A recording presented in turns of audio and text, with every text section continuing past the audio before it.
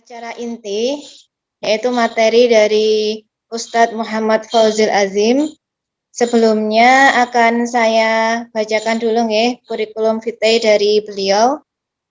Mungkin panitia bisa menampilkan ya.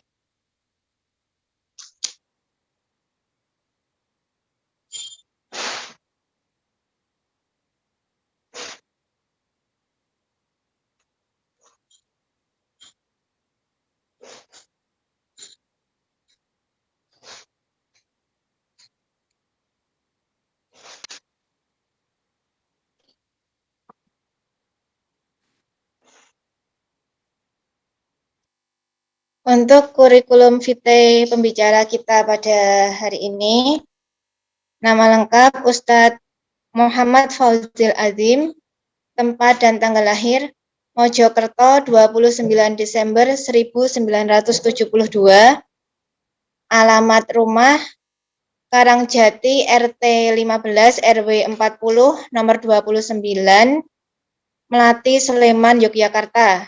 Nomor HP-nya bagi yang ingin mencatat 0818269672. Nah, khusus untuk ibu-ibu bisa menghubungi nomor 0812714506 atas nama Ibu Mariana.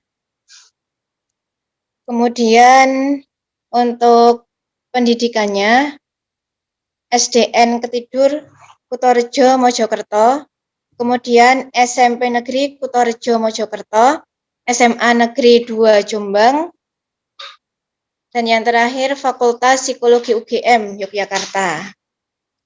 Nah, untuk aktivitas beliau sangat banyak, Masya Allah.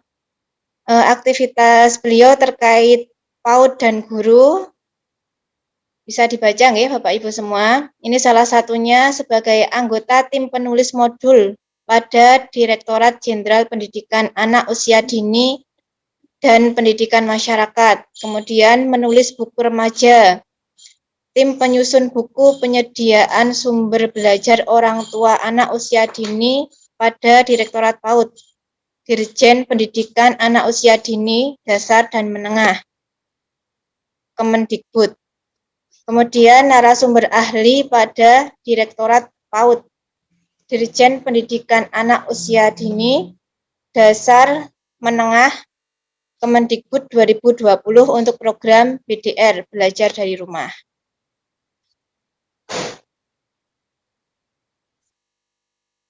Nah, selain itu beliau juga sebagai penulis nggih, sudah banyak sekali buku-buku yang sudah diterbitkan oleh beliau.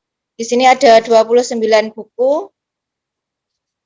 Di antaranya ada buku Agar Cinta Selalu Bersemi. Nah, ini diterbitkan oleh Brayu Media. Kemudian buku Positif Parenting. Ada buku Membuat Anak Gila Membaca. Kemudian buku Saat Berharga untuk Anak Kita. Kemudian buku Kado Pernikahan untuk Istriku. Nah, ini tadi sekilas kurikulum vitae dari guru kita ya, Ustadz kita yang akan mengisi di acara SOT pada hari ini. Langsung saja kepada Ustadz Muhammad Fauzil Azim, waktu dan tempat saya persilahkan. Assalamualaikum warahmatullahi wabarakatuh. Waalaikumsalam warahmatullahi wabarakatuh. Alhamdulillahirabbil alamin, nahmaduhu wa nasta'inuhu wa nastaghfiruh wa natubu ilaih. Wa na'udzu billahi min syururi anfusina wa sayyiati a'malina. May yahdihillahu fala mudhillalah wa may yudlil fala hadiyalah. Asyhadu an la ilaha illallah wahdahu la syarikalah wa asyhadu anna Muhammadan abduhu wa rasuluh la nabiyya wa la rasula ba'da. Allahumma salli wa sallim ala sayyidina Muhammad wa ala alihi wa ashabihi wa man tabi'ahum bi ihsanin ila yaumil qiyamah. Amma ba'd. Pembicaraan pagi ini agak luas temanya ya, karena itu saya perlu memilih apa yang paling penting untuk saya sampaikan. Tetapi sebelum itu, karena ini menyangkut hubungan antara orang tua dan sekolah, maka sebelum berbicara lebih jauh mengenai hal-hal dasar apa yang perlu dipegangi oleh orang tua, apa saja yang perlu dimiliki oleh orang tua, dasar-dasar mendidik anak itu apa, maka saya ingin membahas mengenai dua hal terlebih dahulu, yakni begitu kita memutuskan untuk memasukkan anak ke sekolah, maka perlu kita ingat bahwa sebaik apapun sekolahnya, sebaik apapun gurunya, sesungguh-sungguh seserius apapun gurunya, tidak bisa berhasil kecuali jika pertama, kaitannya anak dengan orang tua, dan kemudian yang kedua adalah kaitannya anak dengan guru. Kaitannya anak dengan orang tua, maka dua hal itu harus ada. Apa dua hal ini? Ini yang paling sering saya sampaikan, yang paling sering saya ingatkan di mana-mana. Yang dua hal itu adalah thiqah, dan kemudian yang kedua adalah hormat. Thiqah atau kepercayaan itu, kalau bahasa Inggrisnya mungkin lebih pasnya trust ya. Trust, percaya yang penuh, percaya utuh, percaya bulat. Nah, thiqah itu tidak perlu dibangun, tapi perlu kita jaga. Karena pada dasarnya setiap anak itu pasti lahir dalam keadaan memiliki kepercayaan yang kokoh, kepercayaan yang utuh, kepercayaan yang bulat kepada kedua orang tuanya, wabil khusus kepada ibunya. Karena ibulah yang pertama kali berinteraksi dengan anak, yang lebih intens berinteraksi di usia-usia awal perkembangan anak. Nah, tugas kita adalah menjaga kepercayaan anak itu. Sekarang ini banyak orang tua yang pusing bagaimana cara berkomunikasi, bagaimana cara memilih bahasa, bagaimana cara mengungkapkan sesuatu kepada anak. Dan ini menjadikan tugas kita sebagai orang tua itu begitu melelahkan. Komunikasi paling enak itu kan komunikasi yang spontan, alami, kita tidak perlu bermain drama. Dan sekarang ini banyak orang tua yang ketika mau berbicara pada anak, harus dihadapkan wajahnya dulu, nadanya harus begini. Jadi kayaknya repot banget memilih kata harus demikian. Tapi kenapa sih itu terjadi? Kenapa sih terjadi? Karena pertama trustnya, thiqahnya itu sudah lemah.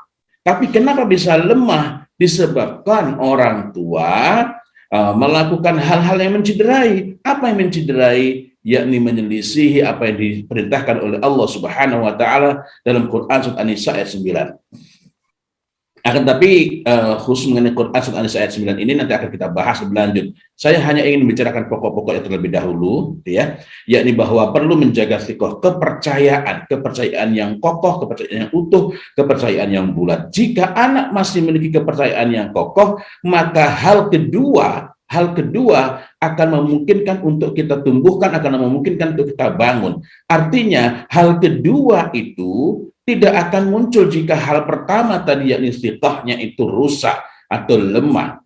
Tapi jika anak itu masih memiliki kepercayaan yang kokoh, dia memiliki thiqah yang kuat kepada kedua orang tuanya, tidak otomatis hal kedua ini akan muncul. Hal kedua itu apa? Hormat, respect.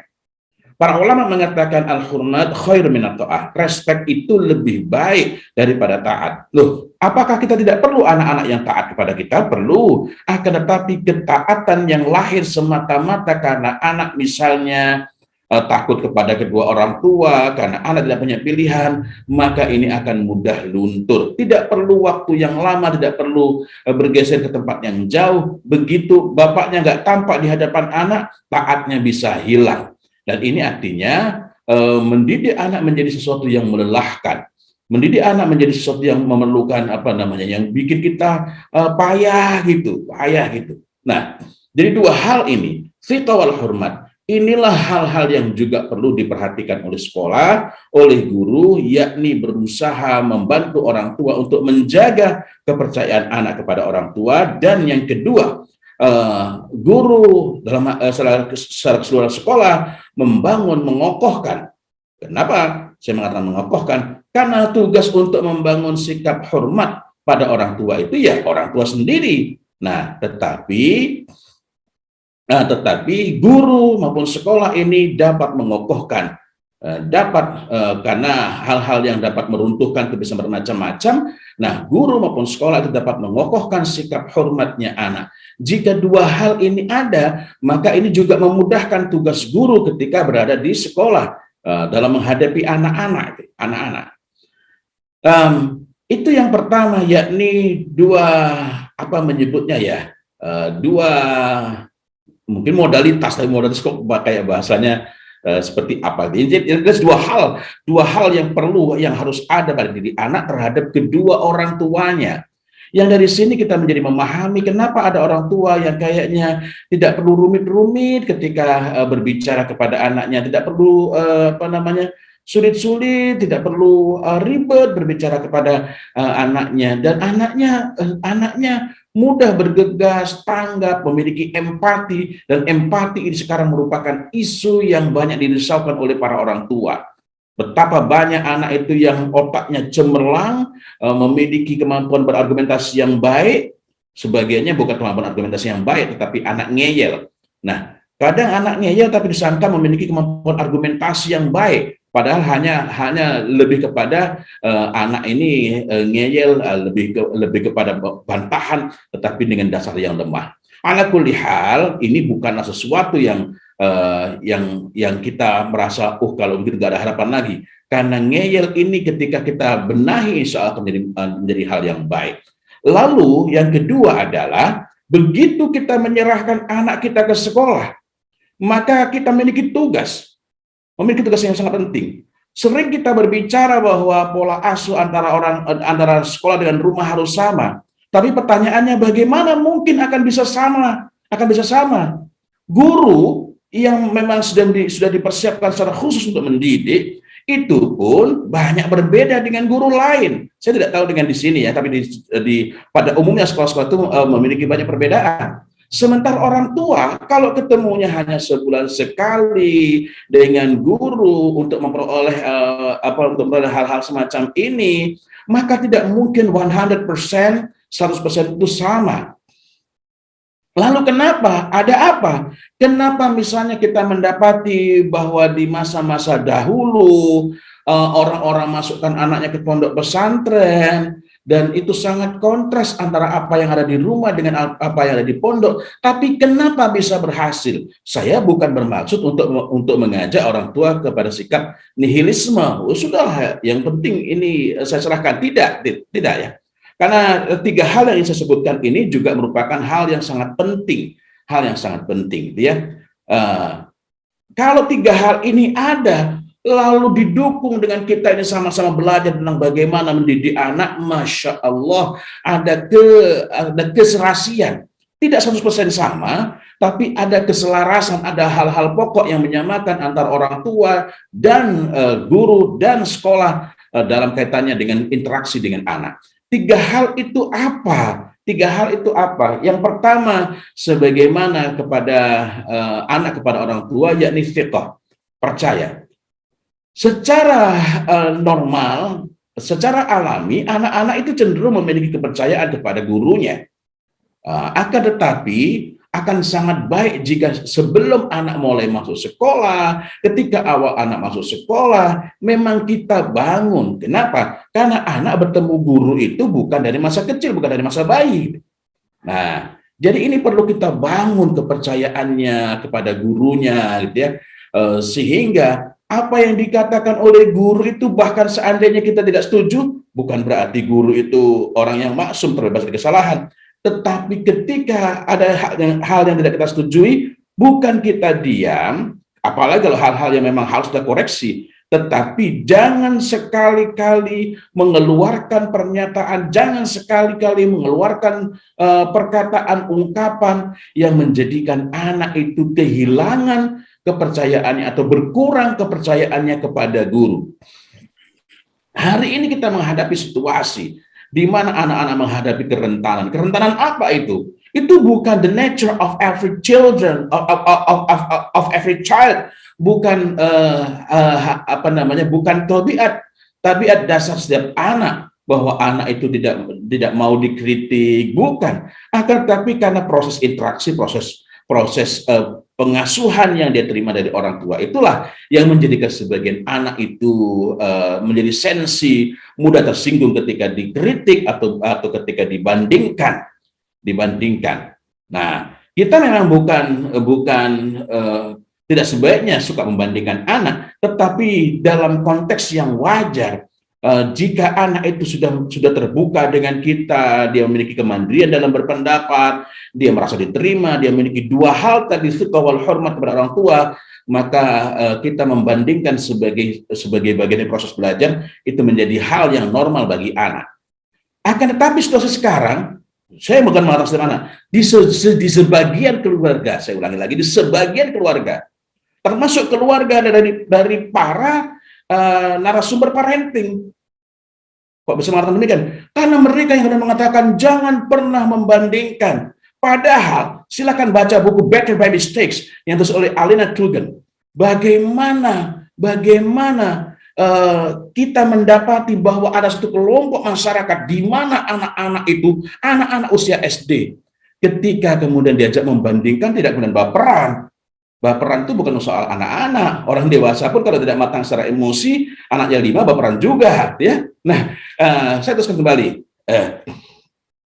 Mohon maaf nih, ini tadi saya alhamdulillah pas mulai ini sudah lebih fresh karena tadi harus berusaha memulihkan kondisi fisik saya gitu ya.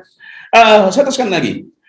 Nah, kenapa kok begitu menjadi rumit? Karena fiqh wal hormat tadi tidak ada. Nah, begitu kita serahkan kepada sekolah, ini perlu kita bangun. Itu perlu kita bangun pada diri anak. Ini nak, ini kenapa harus disekolahkan di sini nak? Nah, tidak masalah kita bicara, mohon maaf, masalah bayar. Tapi jangan sekali-kali bicara masalah bayarnya SPP itu menjadikan anak tidak hormat, gitu ya. Melainkan justru anak merasa bahwa memang ini yang seharusnya. Dan kita menyatakan, kenapa nggak disekolahkan di sekolah yang biayanya lebih murah misalnya? Karena mereka ini nak, guru-gurumu ini nak, andai kata macam-macam dia. Tapi ini hal-hal yang pada pokoknya adalah membangun sikap percaya. Gurumu ini orang yang terpelajar, gurumu ini kalaulah mau itu bisa memilih pekerjaan yang lain dan lain-lainnya. Kemudian yang kedua adalah sikap hormat, sama seperti kepada orang tua. Jadi respect. Nah, tadi saya katakan dahulu banyak anak-anak yang dimasukkan ke pondok pesantren sangat jomplang antara rumah dengan pondok, rumah orang tua dengan kiainya. Tapi kenapa mereka itu bisa betul-betul berubah dan bisa baik? Karena anak-anak itu betul-betul ditanamkan sikap hormat, fiqh wal hormat kepada guru itu. Nah, tadi saya sempat menceritakan soal baperan, itu kaitannya adalah bahkan seandainya kita mungkin saja tidak setuju ketika ada guru misalnya, saya tidak yakin di sini terjadi ya, misalnya guru sampai mencubit anak misalnya, atau bahkan sampai memukul anak misalnya, andaikan terjadi, ini pun kita masih perlu untuk menjaga dan mengokohkan sikap hormat. Gurumu itu orang yang peduli. Nah, bahkan kalau saya mengingat, saya jadi teringat dengan cerita dari Pak Abdul Qadir Baraja. Ini yang pendirinya Sekolah Al-Hikmah. Betapa beliau itu menceritakan suatu hari beliau dipukul oleh gurunya, lalu beliau melaporkan kepada abahnya, lalu abahnya mengatakan gurumu benar. Gitu ya. Gurumu benar. Bahkan kalau mengeluh itu mendapatkan hukuman yang lebih besar. Dan ini bukan cuma gurumu benar, betul-betul ditanamkan gurumu itu macam-macam ya. Tapi intinya adalah ini semua menjadikan anak memiliki sikap hormat, sikap respek kepada gurunya. Nah, jadi bukan kemudian apa gurumu itu. Begitu kita merendahkan guru di hadapan anak, misalnya dalam satu hal, gurumu itu gurumu itu nggak paham itu apa, gurumu itu nggak ngerti apa-apa. Nah, misalnya.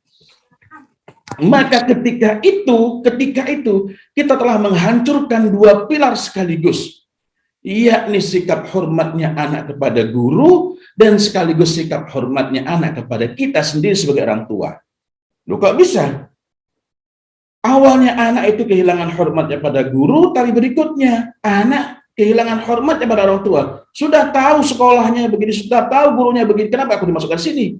Nah, jadi karena itu jangan heran kalau anak bermasalah justru banyak muncul, banyak tumbuh di keluarga-keluarga yang orang tuanya ini sering mencela gurunya.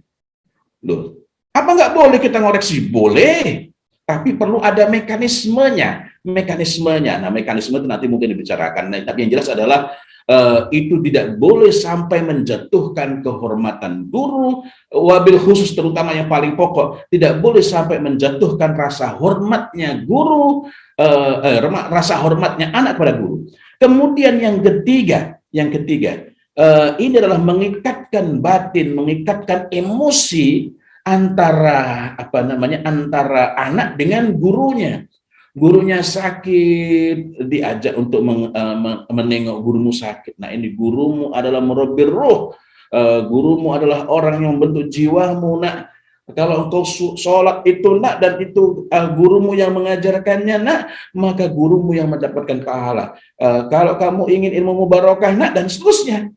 Tapi intinya adalah membangun ikatan emosi. Kalau ikatan emosi, ikatan batin antara anak dengan gurunya itu kuat, maka anak itu akan lebih mudah menerima ilmu, akan lebih mudah menerima pengajaran, suruhan-suruhan, perintah-perintah, nasihat-nasihat dari guru, walaupun gurunya tidak berbicara secara atraktif seperti saya sekarang ini. Tapi hari ini banyak guru yang berbicara seperti saya sekarang ini pun tidak cukup. Padahal hal-hal yang berkenaan dengan, mohon maaf ya, sekarang ini orang mengenalnya sebagai fun teaching, joyful learning, dan lainnya itu lahir dari negeri di mana angka student crime, kejahatan siswa, bukan cuma kenakalan, kejahatan siswanya itu tertinggi di dunia, yakni Amerika Serikat. Artinya kebutuhannya berbeda. Nah, dari sini mari kita lanjut perbincangan kita ini. Ini mohon maaf saya mereka senak ya.